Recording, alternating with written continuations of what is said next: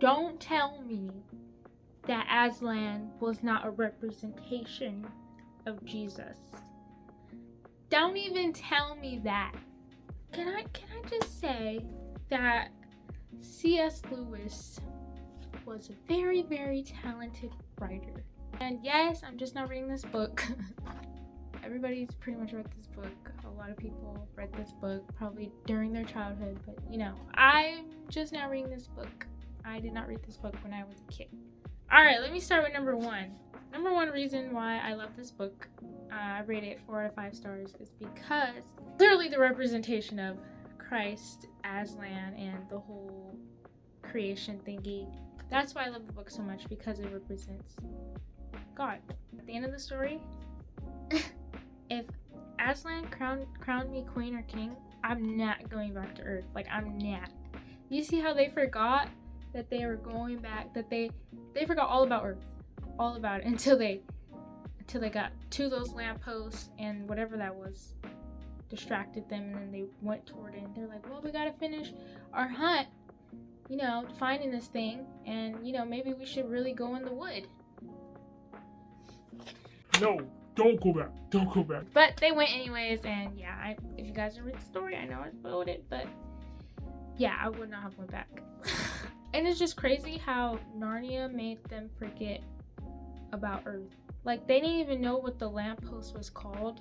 They just thought it was some kind of like torch or something, even though they originally knew it was a lamppost. But when they were in Narnia, all that stuff, they completely forgot like Earth definitions, Earth stuff, like their brain had changed. Even the way they talked had changed. Like, who writes this stuff? It's incredible. Aslan is a lion, okay? In the Bible, it talks about God being the Lion of Judah. See what I mean? Next, the stone table. Kind of, to me, when Aslan was on the stone table and he died, the stone table represented like the cross. Jesus died on the cross. Aslan died on the stone table. So those two went hand in hand. The evil witch, obviously, we know she's probably a representation of the devil or the enemy. So that's clear. When the people were cheering while Aslan was getting,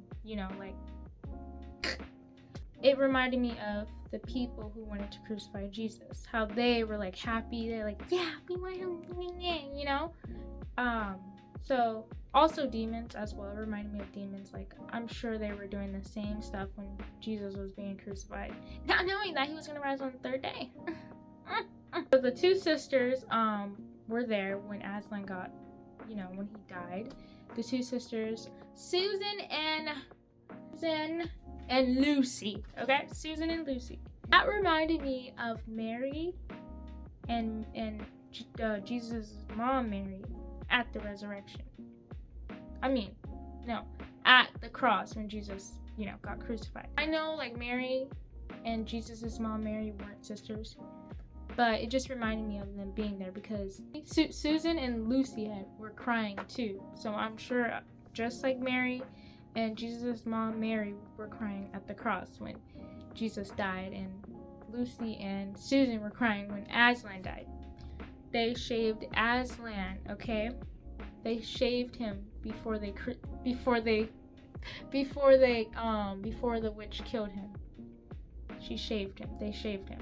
Now that is like a representation of when they put a crown of thorns on Jesus's head, and they stripped him and they beat him before they crucified him. So, you see what I mean? This is a Christian book. This is talking about Jesus, guys. Just read the book. If you don't believe in God, just read the book. Just read the book. What's the worst that can happen? Okay, we talk about God, you don't like it. Okay. Just try it. Okay, Aslan came back alive, Jesus rose on the third day. Boom.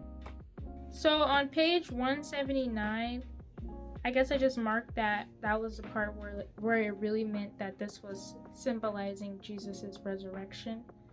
Like the death of Jesus and his resurrection.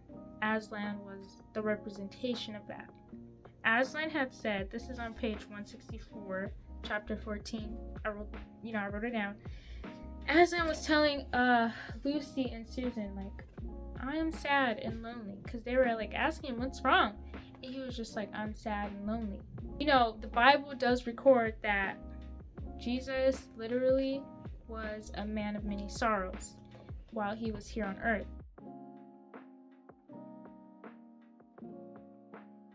This also reminds me of when Jesus was crying in the garden, and his tears were like great drops of blood. He was crying before he had to go get crucified, because he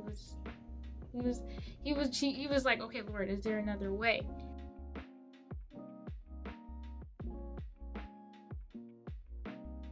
Aslan, literally before he was about to die on the stone table, was like, I'm sad and lonely. He was telling Susan and Lucy this as he was walking there, and he just like was just so sad, and like Aslan was just like, dude, like he was just so down. That's the comparisons of Jesus and Aslan from the book The Chronicles of Narnia, The Lion, the Witch, and the Wardrobe. Now, when they say Adam's son, proof. Adam's son, okay? Yeah, like, okay, that's only one thing. Look, I just gave you guys a whole list of how those go hand in hand. And Adam's son, Eve's daughters, literally, Bible, that's Christian, that's stuff right there. Alright? Lewis was trying to tell us something. Alright? He was trying to tell us something. Let me know how this book changed your life. I still have 7 more books to go. When will I get to those? I don't know. Right now I am reading another book called Fantastical Summer by Bella Carmen and a series of other authors. She's also a Christian author, and there's other Christian authors who also also have their short stories in that book. So go check that out. And go check this out too. Alright? And I'll see you guys in the next video. Bye.